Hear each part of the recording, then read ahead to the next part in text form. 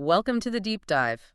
You know, even when you're trying to stay on top of financial news, tax season, it still manages to bring some confusion. Oh, definitely. Every year.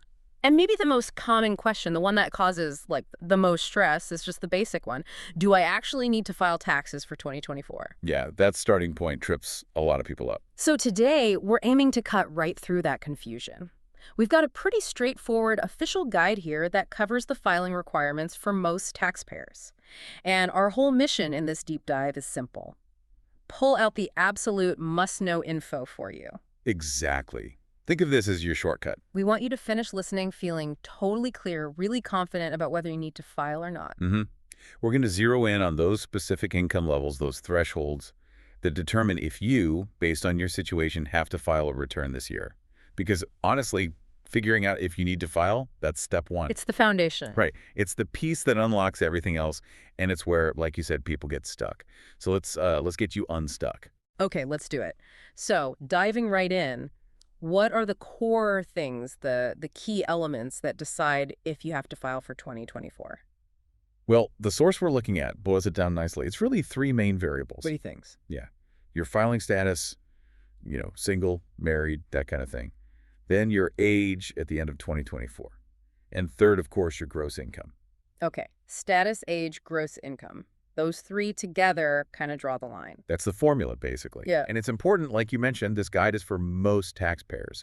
So it gives a really good general picture for almost everyone. Gotcha. And gross income, just to be clear, that means everything before deductions, right? Exactly. All your taxable income from, well, all sources. Think wages, interest, side gigs, whatever. It's that top-line number the IRS looks at for these initial thresholds. Perfect. Okay, foundation set. Let's start breaking it down for individuals. Say you're filing as single. Right. If you were under 65 on December 31st, 2024, the magic number for your gross income is $14,600. If you hit that, you need to file. Okay, $14,600 under 65. But here's where age kicks in, and it's pretty significant. If you turn 65 or were older by the end of the year, that threshold jumps up. Right. Goes to $16,550, so almost $2,000 higher. Yeah, that's a decent bump. And what's really interesting there, the source doesn't spell out the exact reason why, but it's clearly a policy choice. You mean giving older folks a higher threshold? Exactly. Yeah. It suggests, a recognition that seniors might have different financial situations, maybe fixed income, Social Security, different expenses. Yeah. It seems like an attempt to give a little more breathing room. That makes sense. It shows the tax system isn't totally rigid. It does adapt a bit for different life stages. It's baked into the numbers. Okay, now what about folks supporting a family? Let's look at head of household. This is generally, if you're unmarried, paying more than half the costs of keeping up a home for a qualifying person, like a child. Right, a common status. Here, too, age matters. Under 65, the gross income threshold is $21,900. Okay, higher than single. Definitely higher. And if you're 65 or older by the end of 2024, it goes up again to $23,850. So you see that pattern again. Higher responsibilities reflected in a higher income threshold before you have to file. Yeah, the numbers consistently go up compared to single filers. It makes intuitive sense, really. The tax system seems to acknowledge, okay, this person likely has more expenses, so the filing trigger point is higher. Yeah. It's a logical progression. All right, let's move on to married folks. This adds a few more wrinkles, especially with age, starting with married filing jointly. Okay, the most common one for married couples.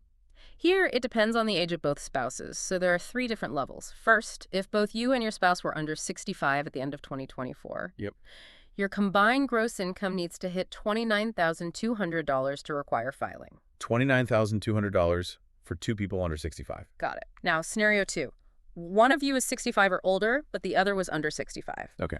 That threshold nudges up a bit to $30,750. A little higher. Makes sense following the pattern. And finally, if both you and your spouse were 65 or older by December 31st, 2024, the threshold goes up again, this time to $32,300. So $29,200, $30,750, $32,300. A clear step up each time based on age. Yeah, it's a very clear progression. Looking at these numbers together, I mean, connecting it back to what you said about single filers, does this just reinforce that idea about how the tax code views age? I think it absolutely does. It's consistent. The system is clearly designed to recognize that as people, or in this case couples, get older, Their financial picture might change. Maybe retirement income comes into play, maybe different healthcare costs. Right. So these increasing thresholds, they're not random. They reflect that policy of providing maybe a slightly higher income cushion before mandatory filing kicks in for older individuals and couples. It's that same thread weaving through. That consistency is helpful to see. Okay, one more status in this sort of family group, qualifying surviving spouse. Right. Sometimes called qualifying widow or widower. This generally applies for usually 2 years after your spouse passed away, but only if you have a dependent child you're supporting. Mm-hmm. It's a specific situation. For this status, if you were under 65, the gross income threshold is $29,200. Wait, $29,200. That sounds familiar. Exactly. It's the same as the threshold for married filing jointly when both spouses are under 65. Interesting. And if you, the surviving spouse, were 65 or older, the threshold is $30,750. Which, again, matches one of the married filing jointly thresholds, the one where one spouse is 65 or older. Yeah. It's quite striking how closely they align. What does that tell us? Well, I think it speaks volumes, actually. It shows an intention in the tax code to provide some continuity and, frankly, support during a really difficult transition period. Oh, I see. By keeping those thresholds similar to joint filers for a couple of years, it kind of eases the financial adjustment for the surviving spouse. It avoids a sudden, drastic change in their filing requirement right after losing their partner. It feels like a thoughtful element. That's a really good point. A bit of stability built into the system. Okay, so far we've seen this pattern. Thresholds generally in the tens of thousands, increasing with age, sometimes reflecting family responsibilities. But now... Uh-oh, I sense a but coming. Oh yeah, get ready for the big exception, the number that just leaps off the page compared to everything else. We need to talk about married filing separately. Yes, the outlier. Okay, so for every other status, we're talking $14,000, $20,000, $30,000. For married filing separately, what's the gross income threshold? Any age. $5.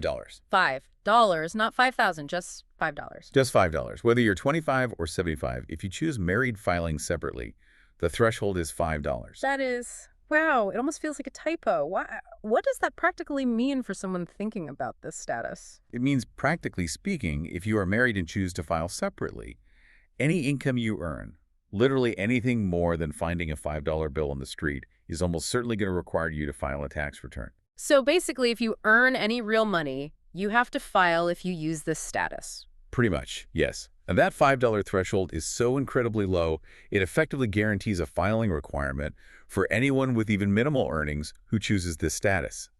It's a massive signal from the tax system. What kind of signal? Well, it strongly implies that this status is generally less advantageous and perhaps scrutinized more closely. By setting the bar so low, it ensures almost everyone using it must report their income. It's a huge practical difference you need to be aware of. Forget the thousands.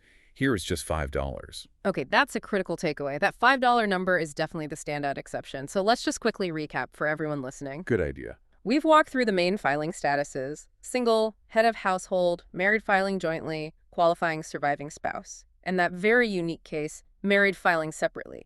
And we saw across the board, almost everywhere except that last one, how your age at the end of 2024 is a key factor. It adjusts that gross income number. Consistently nudging it higher for those 65 and older. Right. And these aren't just random numbers we pulled out. These are the specific official figures for the 2024 tax year that determine if you need to file. Absolutely. And that's the core goal here. Yeah. Giving you clarity. You should now be able to look at this, identify your filing status, know your age, and then see exactly where your gross income falls relative to that specific threshold. Find your category, find your number. Find your category, find your number. That's it. These figures we've discussed, they're your direct signposts. Knowing this should hopefully take away some of that initial, do I even need to bother? Anxiety that it's so many people. Yeah, hopefully giving you some real confidence as tax season approaches. That's the aim. Confidence and clarity. Okay, so there you have it. A clear breakdown of the 2024 tax filing requirements for most taxpayers. Hopefully you feel armed with a really critical piece of financial knowledge now. Definitely helpful to know the baseline. It can save time, stress, maybe even prevent some headaches later on. For sure. And, thinking about this, it brings up another point, maybe something for you to consider beyond just today's deep dive. Well, we focused on if you need to file based on these income levels. But how might understanding these specific thresholds, knowing exactly where those lines are drawn, how might that encourage you to think more proactively? You mean like throughout the year? Yeah, exactly. Thinking about your earnings, your financial planning, long before tax season even starts. Knowing these numbers aren't just for filing,